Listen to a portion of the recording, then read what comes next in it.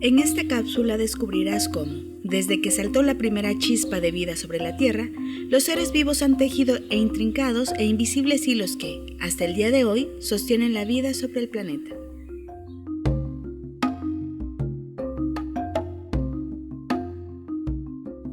El hilo de esta aventura comienza la mañana del 14 de enero de 1943, bajo el cielo siempre azul de Casablanca, en Marruecos. Todo empezó con un secretísimo encuentro del grupo de los aliados, cuyo objetivo era elaborar la estrategia que pondría fin a la Segunda Guerra Mundial.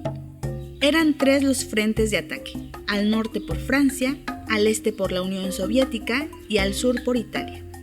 El frente sur estaba listo para atacar, pero los aliados no habían contado con la fuerte resistencia del ejército alemán, y mucho menos con las nubes de mosquitos que hacían estragos catastróficos entre sus tropas.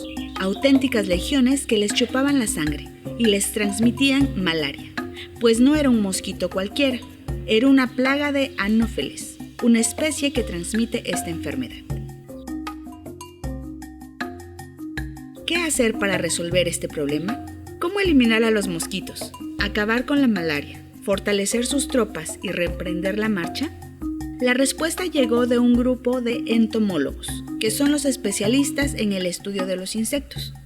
Los entomólogos estaban al tanto que en el año 1939, un químico suizo había descubierto una molécula con un alto poder insecticida, el DDT.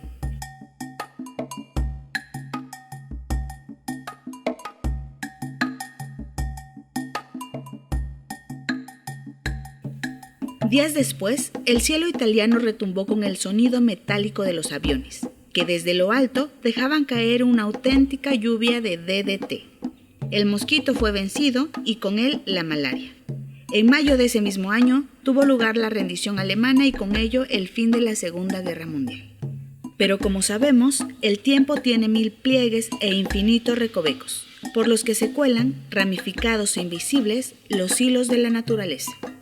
Y en realidad, la historia que empezó en Casablanca estaba abocada a seguir su curso hasta la exótica isla de Borneo, la perla tropical de los mares del sudeste asiático.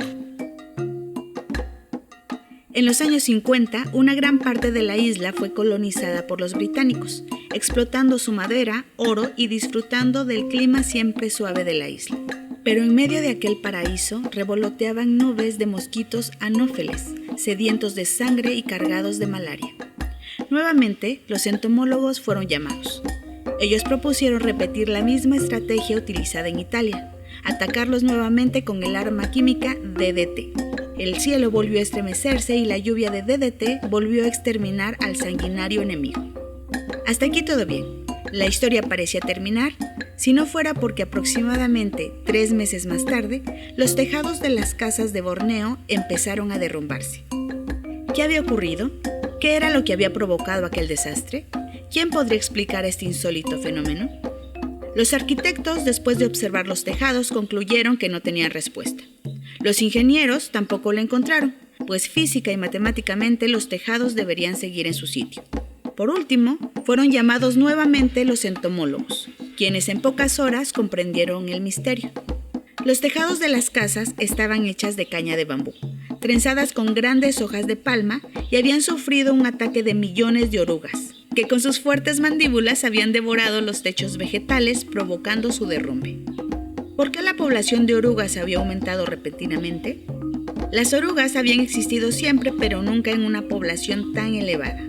Los entomólogos llegaron a la conclusión de que el principal enemigo natural de las orugas había desaparecido. Se trataba de una pequeña avispa parasitaria que pone sus huevos en el interior del cuerpo de las orugas, de manera que las larvas se van alimentando de sus órganos hasta que mueren, y surge una nueva avispa y así sucesivamente. ¿Qué les había ocurrido a las avispas parasitarias? Pues en resumen, el DDT rociado sobre la isla había terminado con los mosquitos, pero también con las eficaces avispas. Pero tampoco aquí termina la historia, pues mientras los entomólogos ideaban una estrategia para devolver las avispas, una plaga se abalanzó sobre la isla. De un día para otro, el tifus, una terrible enfermedad transmitida por la pulga de las ratas, se había extendido por la isla. ¿Qué había ocurrido? ¿Cómo se había propagado la enfermedad? También en este caso tiene que ver con el delgado hilo que une a las especies entre sí. Cuando uno de los hilos se rompe, las consecuencias son imprevisibles. La lluvia de DDT había cortado uno de estos hilos, generando una reacción en cadena que solo los entomólogos fueron capaces de explicar. Esto fue lo que pasó. Las avispas habían muerto por el bombardeo directo del insecticida, lo que provocó que las orugas se multiplicaran y devoraran los tejados. Estas miles de orugas, al alimentarse de las hojas de la palma y las cañas de bambú rociados con la lluvia de DDT, habían ingerido una dosis de insecticida casi insignificante, capaz de provocarles una leve intoxicación, pero no de matarlas. Luego se averiguó que existía un vínculo entre las orugas y las lagartijas. Estas empezaron a aprovecharse de los cientos de orugas, devorándolas e ingiriendo a su vez altas dosis de DDT. Las lagartijas acumularon el insecticida en sus cuerpos, intoxicándolas, pero tampoco matándolas. Consiguieron sobrevivir, pero estaban muy debilitadas para huir de los próximos en escena, los gatos. Los gatos, al encontrar cientos de lagartijas en absoluto reposo, se dieron un festín que en muy poco tiempo acabó con sus vidas.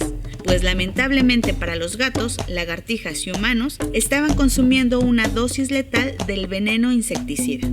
Sin los gatos, enemigos naturales de las ratas, estas empezaron a multiplicarse de forma desmesurada, y con ellas millones de pulgas, mismas que después de atacar por cientos a los roedores, empezaron a atacar también a los seres humanos.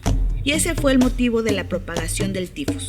La onda expansiva de la lluvia de DDT había roto el delicado equilibrio entre las especies de la isla. Ahora, ¿cómo solucionar el problema? En su intento por restablecer el equilibrio, el gobierno británico envió cientos de soldados a la India con el fin de reunir gatos callejeros y llevarlos a la isla de Borneo. La caza resultó bastante exitosa. Se cuenta que atraparon unos 14,000 felinos. Sin embargo, el problema no había terminado, pues, ¿cómo repartir 14,000 felinos en un territorio tan poco accesible como el de Borneo? El rumbo de esta historia agitó de nuevo el cielo con el zumbido de sus aviones. Esta vez lo que llovió del cielo fueron más de 14,000 gatos en pequeños paracaídas. Los habitantes de la isla estaban observando la lluvia más extraña del mundo. Los gatos, una vez liberados de sus pequeños paracaídas, se pusieron a cazar ratas y ratones, acabando con el tifus y salvando la población de esta terrible peste.